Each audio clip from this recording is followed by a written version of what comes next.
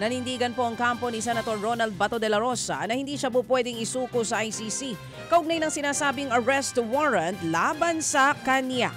Extradition o surrender kasi ang pinagpipilian ng gobyerno kung paano aarestuhin si Bato at ipadadala sa The Hague sa the Netherlands.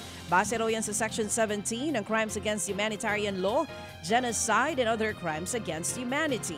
Pero ang giit po ng kampo ni Senator Bato, hindi pwedeng igiit ng DOJ ang batas na ito.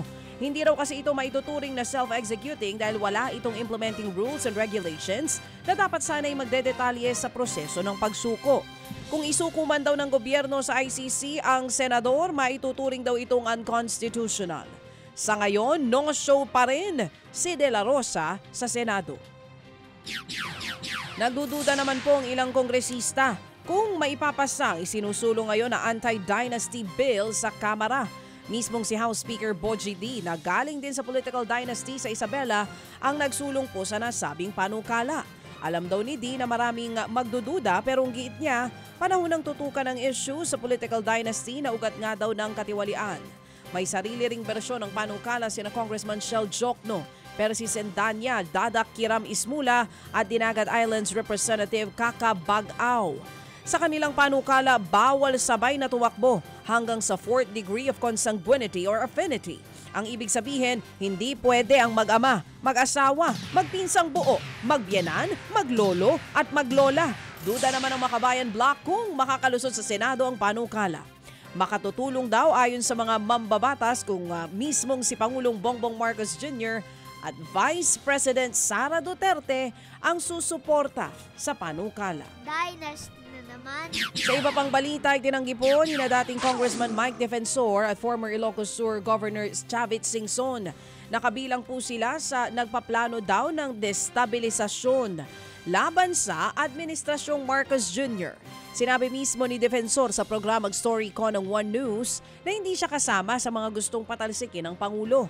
Pero aminado siyang isa siya sa mga nag-oorganisa ng rally ng Iglesia ni Cristo sa November 16 hanggang November 18.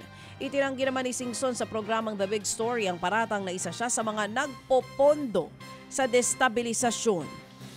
Kabilang sina Singson at Defensor sa mga pinangalanan ng kolumnistang si Mon Tulfo na iniimbestigahan daw ng palasyo dahil sa planong pag-aaklas. Kasama rin po sa listahan sina Vice President Sara Duterte, Davao City Congressman Paulo Duterte at Baguio City Mayor Benjamin Bagalong pero pare-pareho nilang itinanggi ang alegasyon.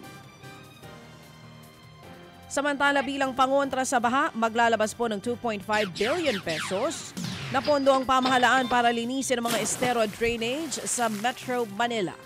Sabi po ng DPWH na sa 120 waterway sa NCR ang parado dahil sa basura. Kaya inilunsad ang pamahalaan katuwang ang MVP Group at ay iba pang taga-pribadong sektor. Ang Oplan Kontrabaha na gagawin po sa loob ng 9 na buwan. Kahapon personal na ininspeksyon ng Pangulong Bongbong Marcos Jr. at ng MVP Group of Companies headed by Chairman Manny V. Pangilinan ang isang creek dyan po sa Paranaque. Higit 500 equipment daw ang gagamitin sa proyekto para linisin ang daluyan ng tubig.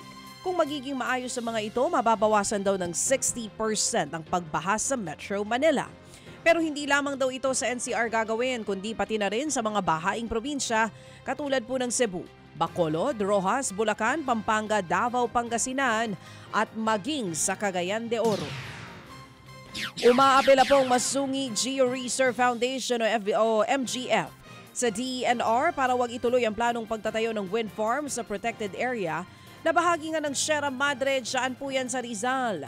Humiling ng cease and desist order ang grupo sa DENR para bawiin ang permit ng Rizal Wind Energy Corporation dahil masisira daw ang kagubatan kapag tinuloy ang proyekto. Yun nga lang, ibinasura ito ng ahensya dahil wala daw basihan ang apela ng grupo. Naghain na ng mosyon ng grupo para questionin ito. Lahat naman po ng isinulat namin sa aming reklamo ay naayon sa siyensya. May research po na nandyan. Kaya hindi po totoo sa aming palagay na walang grave and irreparable damage na mabibigay itong proyekto na to para sa Masungi at pati na rin sa ibang protected areas, no? Nakakapagtaka kasi na sa sobrang laki nitong project ay kaunti lamang yung nakakaalam. Yan nga po ang tinig ni Masungi Geo Reser Foundation co-founder, Director Billy Dumaliang. Mga kapatid, brothers and sisters, saan ka pa? Dito na tayo sa totoo. Dito na tayo sa True FM. Mga kapatid, mag-subscribe and follow po kayo sa social media accounts ng True Network PH. Yan po kami, hanapin nyo lang True Network PH, Facebook, Instagram, YouTube, TikTok, and podcast. Mapa Apple or Spotify man yan, mahahanap nyo kami. Lahat ng mga napapanood at napapakinggan nyo po sa programa, nasa social media accounts namin yan. So paano mga kapatid? See you sa social media!